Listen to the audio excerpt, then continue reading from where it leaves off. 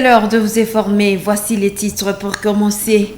Problématique de l'écroulement des immeubles en ville de Butembo, des responsables des institutions supérieures et universitaires, des étudiants ainsi que d'autres scientifiques ont mené une réflexion autour de cette question ce dimanche 11 septembre. Plusieurs facteurs à la base des sinistres survenus aux immeubles en construction dans la ville ont été décortiqués au cours de cette conférence en suivre dans ce journal.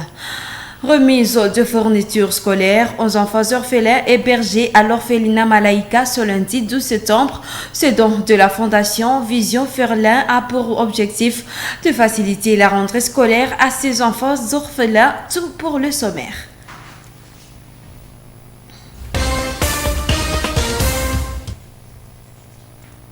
Et d'abord, cette information, le membre du mouvement de la croisade eucharistique du doyenné cathédral était en récollection spirituelle au Mont Tabor le dimanche 11 septembre 2022. Le croisé a célébré d'une manière anticipée la solennité de la Sainte Croix glorieuse que l'Église honore chaque 14 septembre. La journée a été marquée par les enseignements focalisés sur la Sainte Croix, la célébration eucharistique et l'adoration du Saint-Sacrement ponctuée par la prière de délivrance. C'est le Père Kamala Jean, venu de la paroisse Marie Servante de Massouli, qui a présidé ces activités. Reportage de Gérard Mourefou. Les activités relatives se sont déroulées ici au Mont Tabor. Les participants à cette récollection sont essentiellement les membres du mouvement de la croisade eucharistique venus des 8 paroisses qui constituent le doyenné cathédral. Il s'agit de la paroisse cathédrale, de l'UCG, Wotetsebaz, Ngengere, Kitatumba, Kirao, Massouli et Musimba. Les activités ont été ouvertes par les enseignements autour du thème « La croix glorieuse ». Le conférencier du jour, le père Kamala Jean évangéliste, a fait savoir que la victoire de tout chrétien prend sa source sur la croix du Christ crucifié. Il a ici demandé aux membres du mouvement de la croisade eucharistique de se munir chacun d'une croix comme signe de victoire. La croix du Christ nous remet la paix. Elle nous met en contact avec Dieu. La croix de Jésus, c'est le commencement de notre beau témoignage de chaque jour. S'en est suivi une célébration eucharistique qui a débuté à 13h30. Au cours de celle-ci, le célébrant a centré son homélie sur la parabole de la femme prodigue. Le père Kamala, Jean évangéliste, a appelé tous les participants à cultiver le pardon et la repentance.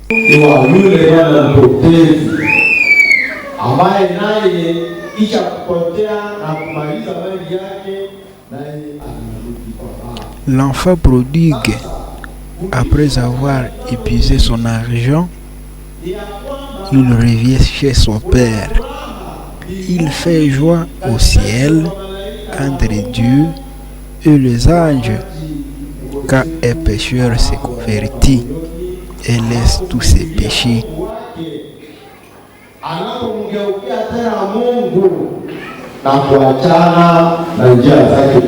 Cette récollection spirituelle a été organisée ce dimanche pour associer les élèves de ce mouvement aux cérémonies de la Sainte Croix, a indiqué le zélateur Monilfe, l'un des responsables de la croisade eucharistique du doyenné cathédral. La Sainte Croix glorieuse est célébrée en Église catholique le 14 septembre de chaque année.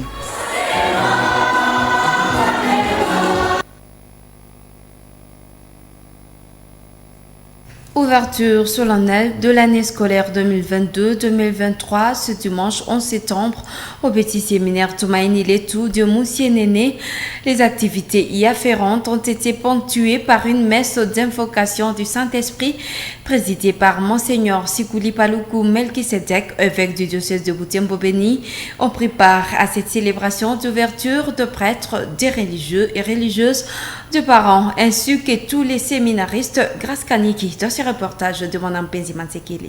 Tout a commencé par une célébration eucharistique dite dans cette chapelle du petit séminaire Tumaini Letu de Moussienene à 10h. Cette assemblée chrétienne constituée de religieux et religieuses, des enseignants, des parents ainsi que des séminaristes inscrits au sein de cette école étaient présents pour prendre part à cette célébration. C'est l'ordinaire du lieu, Monseigneur Sikuli Paluku Melkisedek, qui qui a présidé à cette Eucharistie. Il était entouré d'une dizaine de prêtres. S'adressant aux fidèles, l'évêque du diocèse de Butembo Béni a prescrit le pardon, la détermination, le courage et la fraternité pour la bonne réussite.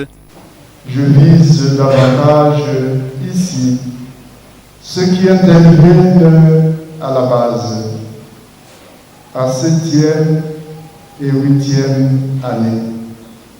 Quant à vous, chers séminaristes, en particulier les finalistes, soyez disciplinés et laissez-vous façonner par vos formateurs qui, le moins que l'on puisse dire, sont choisis et sélectionnés parmi la crème.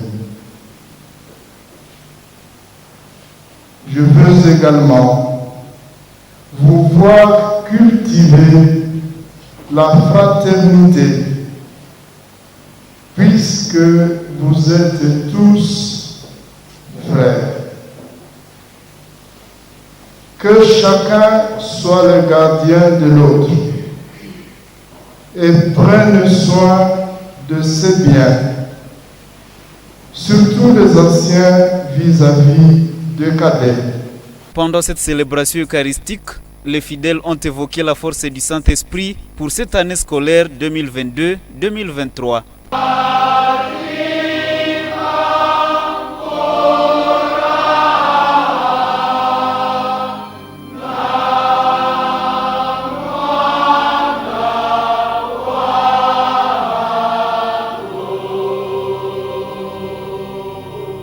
Tout en remerciant les personnes impliquées de près ou de loin dans l'accompagnement de ces apprenants, l'abbé recteur Jean de Dieu Kasereka a demandé aux séminaristes de placer leur confiance au Christ qui est au centre de leur formation.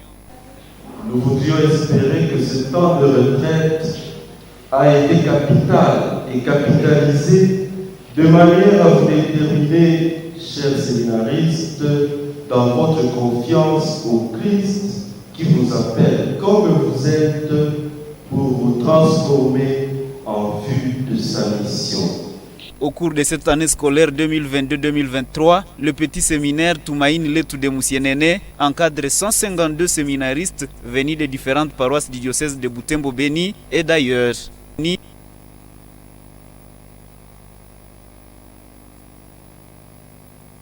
La problématique de l'écroulement des immeubles en vue de Butembo a été au centre d'une conférence organisée par l'Institut de bâtiments et travaux publics dimanche 11 septembre 2022.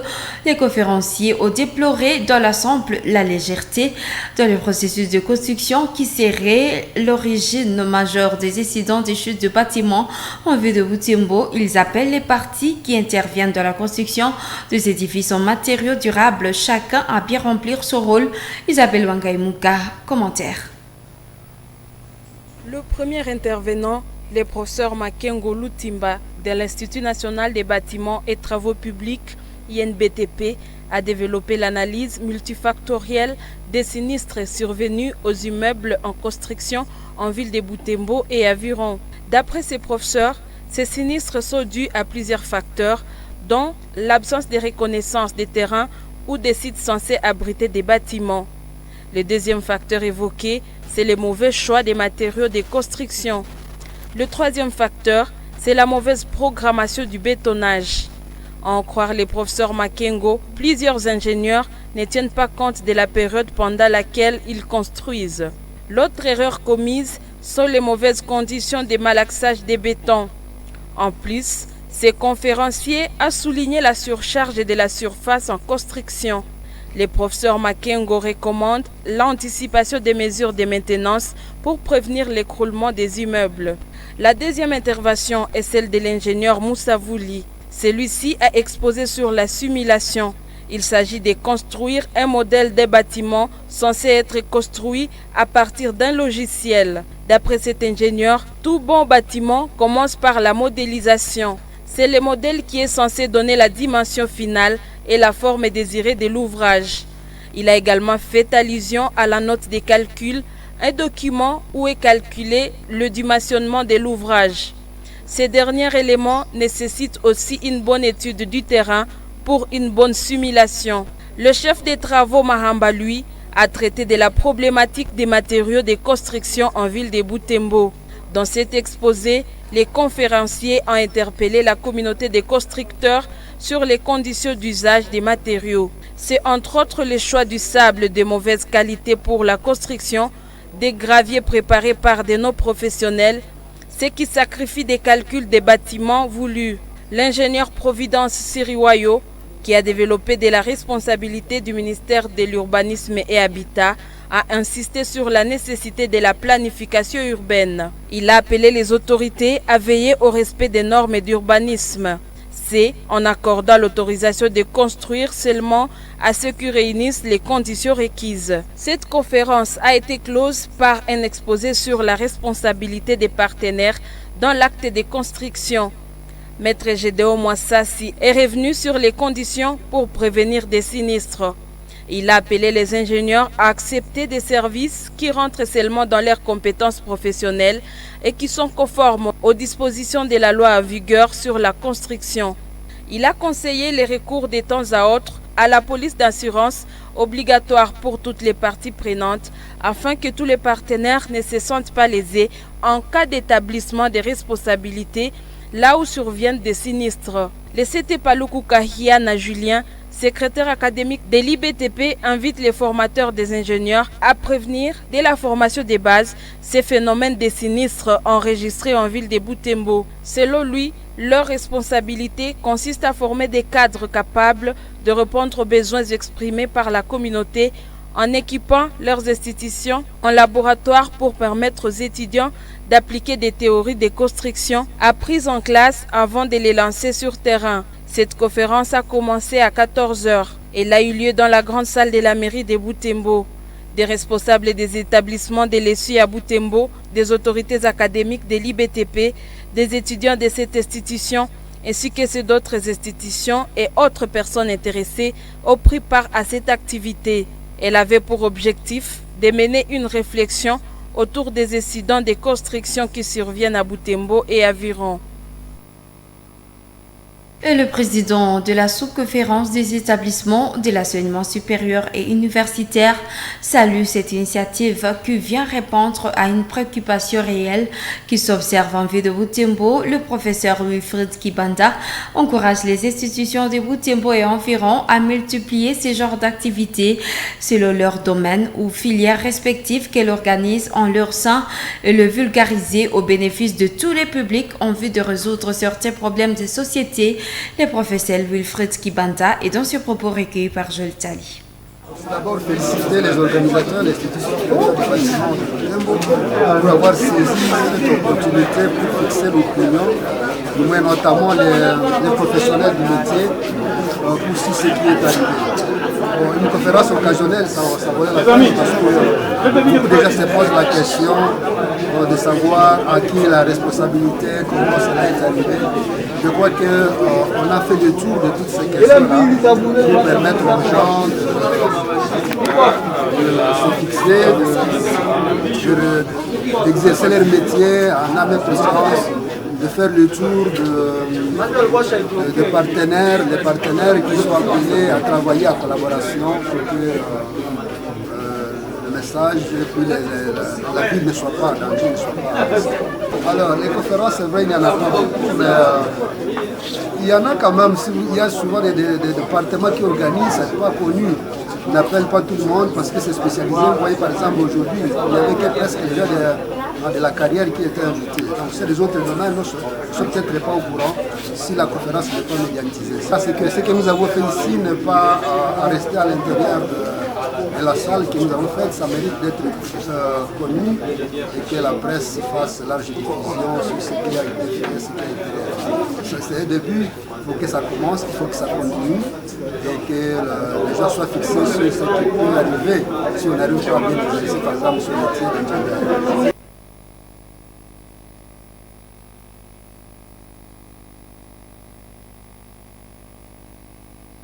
Nous l'avons dit dans les titres, les membres de la Fondation Vision Ferlin ont effectué une visite de charité aux orphelins hébergés à l'orphelinat Malaika ce lundi 12 septembre 2022. Ils ont apporté à ces enfants des fournitures scolaires afin de leur faciliter la rentrée scolaire. Après cette visite, les membres de cette fondation se sont dirigés au rond-point Sabena où ils ont tenu un meeting populaire. L'objectif était d'expliquer aux habitants de cette partie de la ville le bien fondé du nouveau parti politique auquel plutôt cette fondation appartient actuellement. Nous suivons. Il est 15h30 quand les membres de la Vision Ferlin débarquent ici à l'orphelinat Malaika, situé au quartier Kitoulou. Aussitôt arrivés, ces membres ont été accueillis par les responsables de cette maison. Prenant la parole, Kambale Tiamihimbi Ferlin a rassuré sa solidarité envers ses enfants orphelins. Niko mzazi, niko na watoto watapata nyinyi vile venye wataanza masomo vile simoka masomo inaanza. Niliona kule kwenye niko wale watoto wenye niko nabo kule wasianze masomo, nyie mkose anza masomo. Nikasema nitawatafutia uniform juu na nyinyi mkiwa nafika kwa masomo na mnavala uniform ya mzuri. Vile nikasema siku masomo wanaomba malate, wanaomba vibao, wanaomba makaye, mastilo, nilivalete. Il a ensuite remis symboliquement des fournitures scolaires. Merci. La responsable de l'orphelinat Malaika, Madame Florence, s'est réjouie de cet acte caritatif qui, selon elle, arrive au moment opportun. Je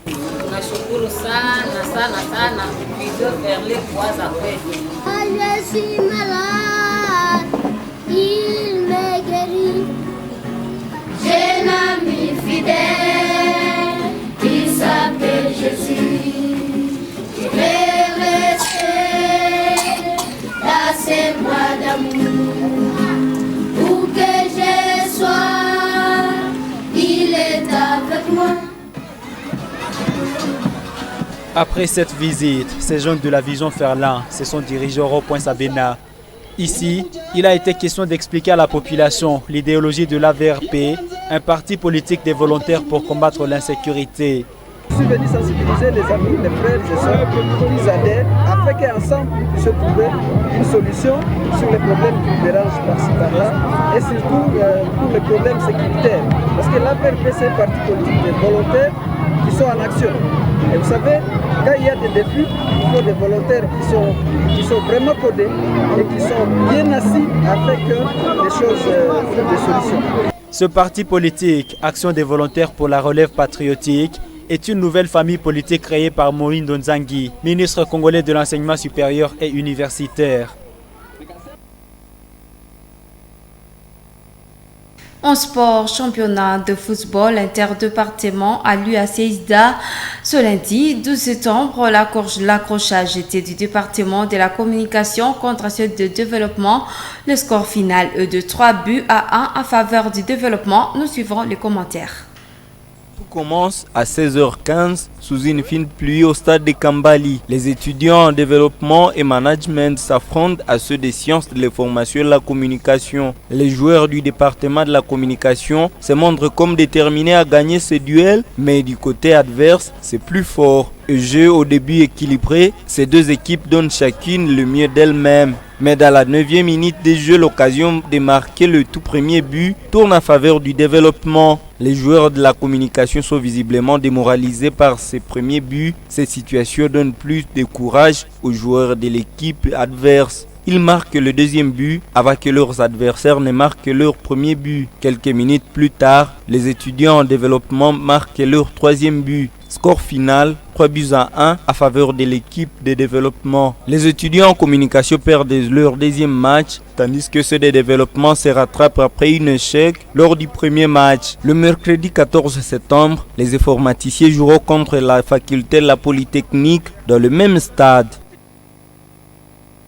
Toujours à sport, 4 matchs amicaux de basketball ont vécu à Butembo le week-end dernier. En catégorie féminine, NGB de Butembo a joué BBC Academy de Beni.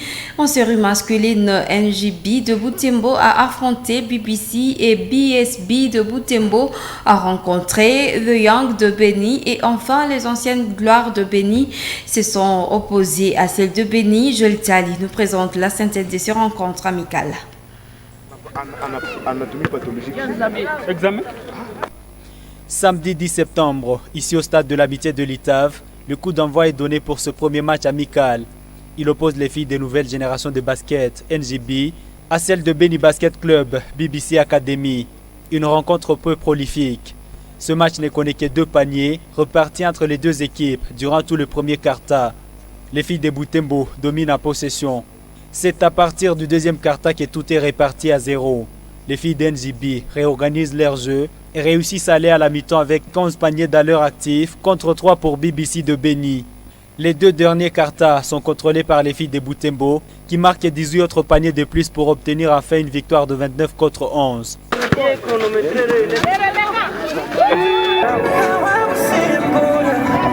À 16h30 a débuté la rencontre entre la version masculine des nouvelles générations de basket NGB de Butembo et Beni Basket Club BBC Academy de Beni. Cette rencontre des jeunes motivés vit sous des émotions. Les visiteurs se démarquent à merveille dans ce début de match. Ils dominent le premier quart-temps grâce à l'harmonie de leur jeu. Les jeunes de Butembo se ressaisissent à partir du second quart-temps.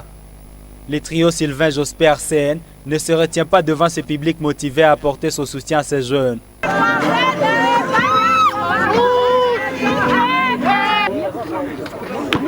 NGB égalise, puis bat BBC Academy avec un écart de 18 paniers. Score final, 49 paniers pour NGB contre 31 pour les visiteurs qui étaient gagnants à l'aller.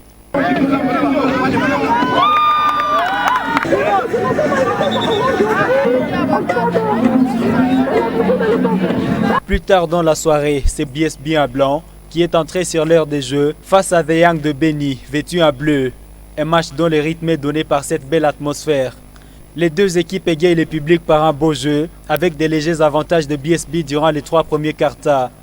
Le 4e quart-temps de ce match sera interrompu faute de temps. Jusqu'à présent, l'équipe championne de Butembo mène par 39 paniers contre 31 pour BBC. C'est à 9h du dimanche que cette rencontre s'est poursuivie. Rien n'a changé pour les visiteurs. Ils se sont heurtés à nouveau à cette équipe très solide. BSB alourdit les scores par 14 autres paniers au cours de ce quart-temps. Les visiteurs ne sont pas allés plus loin que 41 malgré tous leurs efforts. Ce sont les anciennes gloires de cette discipline pour les 2 villes qui ferment cette série de matchs amicaux. Aussi très ambiant, ce match, dont la première partie est menée par l'équipe de Beni, se soldera à faveur de l'équipe des anciennes gloires de Butembo qui renverse la tendance à toute fin de match. Score final, 58 contre 48 pour Butembo. Cette série de rencontres amicales visait à consolider les relations entre les équipes des 2 villes et rapprocher les 2 ententes. Les organisateurs pensent pouvoir multiplier prochainement de telles initiatives dans les jours à venir. Fin de cette édition, bonne suite de nos programmes. Au revoir.